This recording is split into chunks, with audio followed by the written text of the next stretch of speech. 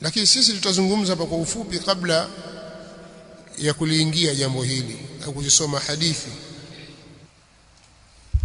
Suala la as-sura, iwe sura kwa maana ya sanamu au yani kutengeneza kinyago au kwa kuchonga au kwa kutumia mashine, kuchonga kwa mkono au kwa mashine au kwa kuchora kwa mkono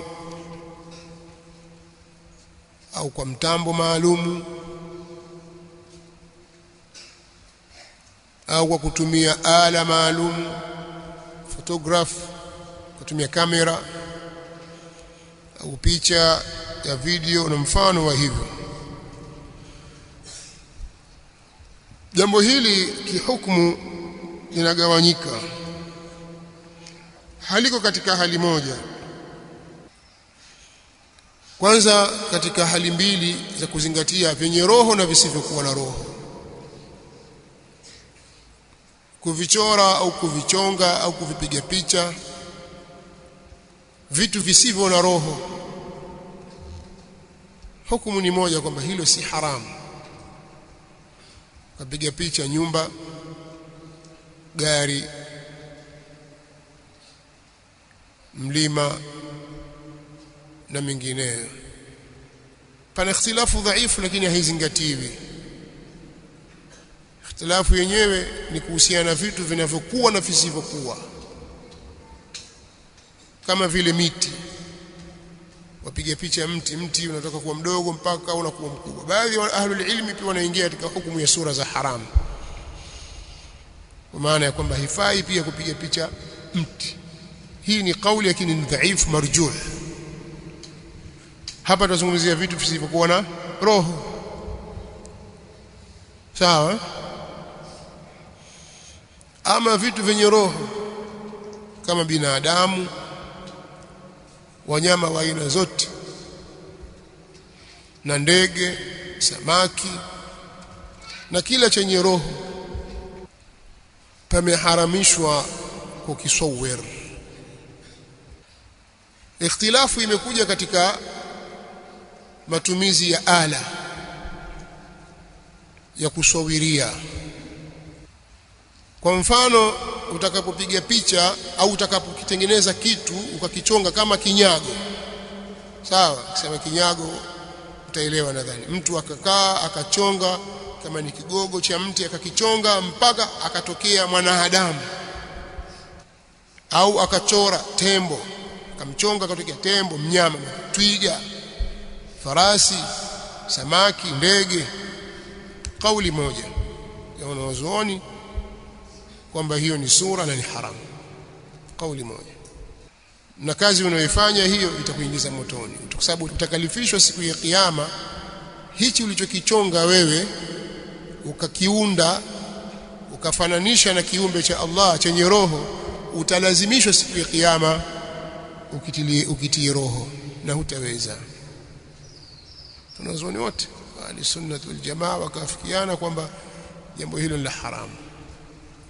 Kwa hiyo kama waweza kuchonga wewe, usijikaona kwamba umepata kipaji, kwa hiyo unaweza ukajiingizia kipato kwamba hicho ni kipaji, ukachonga ukaanza kuuza vinyago. Kwa hiyo ina maana hata biashara yake itakuwa ni ya haramu.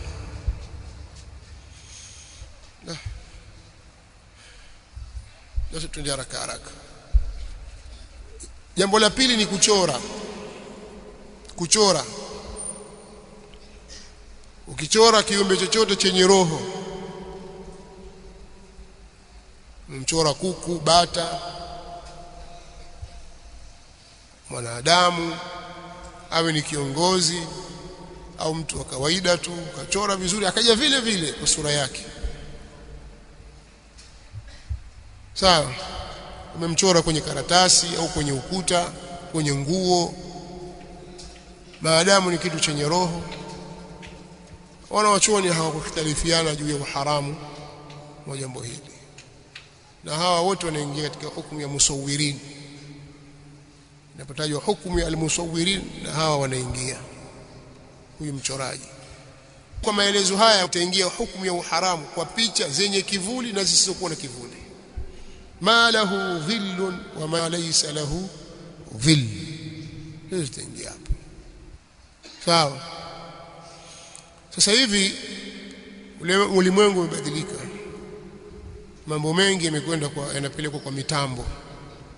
Hata hivyo vinyago vinavyochorwa na midoli inayotengenezwa, zamani watu walikuwa wakitengeneza na wakifuma kwa mikono. Sasa hivi kuna viwanda hasa vya kutengeneza vitu hivyo, mashine maalum. Ukimwona ni binadamu kabisa na macho yapepesa namna hii. Na wengine wakati wa mabeti wakasema, atiba maneno alafu asema, wengine atembea, wengine ni roboti hasa anabeba maboksi, beba mizigo, lakini hakutumika mikono katika kutengeneza kitu hicho, imetumika mitambo. Sasa pia imekuja katika picha hizi za photography. Hapa pana khilafu. Je, na hii inaingia katika sura? Na anayefanya kazi hii anaitwa musawwir? Nenda nchi yote ya Kiarabu, yule anatumia kamera ima kwenye simu au ala maalum kamera, mwandishi wa habari, muulize madha yafalu hadha yusawwir. Man hadha? Ma hadha musawwir. Hata jina lake lijabadilika mpaka leo, hivyo musawwir. Lakini baadhi ya wanaozuoni wanasema hapana, hii sasa haitaingia kwenye hukumu ya taswiri, na huyu si musawwir. Kwa nini? Wanasema kwa sababu huyu hajafanya kazi yoyote. Alichokifanya ni kuiegesha ile ala, akakizuia kivuli cha mtu, akakiingiza katika lenzi ile, pap. Kwa hakuna kitu alichokifanya, hajafanya kitu. Lakini wasema hivyo baadhi ya wanazuoni wa ahli sunna wal jamaa. Sisi hatuwapingi, yani hatuna shaka juu ya itikadi zao, sio? Lakini wao wameliona hivyo kwamba hiyo sio sura. Mmenielewa? Kwa haitaingia katika hukumu ya musawwir. Nitarudi tena kwenye nukta hii. Lakini wengine katika wanawazuoni wasema hapana, hii ni tatawuri tu imefanyika, ni maendeleo tu imefanyika, lakini kadhia ni ile ile. Kadhia ni ile ile ya taswiri. Kama kuna watu walikuwa kazi yao kuchonga vinyago kwa kutumia patasi, nyundo, tindo, sina vitu gani, sasa hivi watu hutumia mashine. Haitabadilika hukumu kwa sababu kumetumika mashine na nini. Ukasema kwamba hapa hakufanya kitu, aliingiza tu akafyatua, pap pap, limetoka dude, limekuwa picha. Umenielewa? Kwa nini pia wanasema hii ni sura? Kwa sababu pia itaangaliwa ile illa na sababu ya kuharamishwa as-sura. Ukiacha hili swali la kwanza kwamba atatakiwa aivivie roho ndani yake na hataweza, lakini katika vitu vyenye kuwafitini watu katika dini yao, ibada ya masanamu ilianza hivyo, taswiru as-salihin, watu wakafitinika na wao wakaanza kuwaabudu. Umeelewa? Sheikh Al-Albani rahimahullah ta'ala katika kitabu chake Adabu az-Zafaf katika masala ya taswiri ameeleza, na hizi hoja amezijibu vizuri sana. Kwa mimi na washauri nendeni mkasome Adabu az-Zafaf. Pengine mtu unacho kitabu lakini husomi. Hii ni kawaida, wanafunzi wengi zakanunua vitabu akaviweka, lakini vile vitabu vyake alivyonavyo kimuuliza ukisoma hajasoma hiki, sijakisoma hiki, sijakisoma hiki. Vya kazi gani hivi? Navyo tu, iko siku asubiri macho yapungue nuru ndio ajisome. Sallallahu alaihi wasallam. Someni hivyo vitabu. Sawa? Wenye kujihusisha jambo hili, kwa mfano Sheikh Muhammad bin Salih al-Uthaymeen, hata ukisoma kwenye sharhi yake hii Al-Qawl al-Mufid, sharhi ya kitabu at-Tauhid, amelielezea jambo hili na ikhtilafu yake na msimamo wake aliosimamia. Lakini pamoja na hivyo akaleta swali pale kiuchokozi, je, yafaa mtu kupiga picha ya aina hiyo kwa ajili ya kumbukumbu? Akawa na albamu yake, leo yuko bichi na wenzake, kesho kapanda juu ya mlima, alafu sasa hivi hamna zile albamu za kufungua kama vitabu, watu wakahifadhi katika sehemu zao kwamba hizi ni picha zake mwenyewe za kumbukumbu, siku ya graduation, sijui siku ya kufanyaje, kwa ana kumbukumbu zake. Yafaa?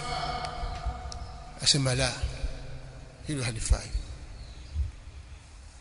Akitaja hii illa ya kufitinika, lakini itafaa wakati wa haja. Kataja vitu kama jawazu safari, yani itafaa kwa ajili ya kitambulisho, passport size na mfano wa hivyo. Itafaa kwa ajili ya muamalat mbalimbali, lete picha, utaleta, itafaa. Lakini kwa ajili ya kumbukumbu la. Sawa. Hata alipokuja suala la kuchukua video kwa ajili ya darsa na mawaidha, akaruhusu katika upande fulani, kwamba ikiwa sasa mtu atakufanya taalim na watu hawatamuelewa mpaka wamuone yeye alivyovaa kilemba na alivyotia wanja, mpaka wamuone hivi na vile, basi kwa watu hao ujumbe ili wafikie, yafaa kwa maslaha ya da'wa. Mmefahamu? Kwa maslaha ya da'wa hilo litafaa, amesema hivyo. Sasa kwa hilo pia wale waliosoma fatwa hizo Ibn Uthaymeen wakatawassaa zaidi, wakahalalisha madushi na kila kitu. Kwa lillahi alhamdu, dawa salafia inafika mbali bila ya nini? Bila ya video, si ndio hivyo? Basi ulimwengu umefitinika na masala haya, lakini zaidi kuchukua tahadhari ya nafsi yako wewe mwenyewe, basi ni kushikamana na msimamo huu na kuzishika hadithi hizi za Mtume sallallahu alaihi wasallam, wala usijali watakao kulaumu wakakuona wewe ni mshamba.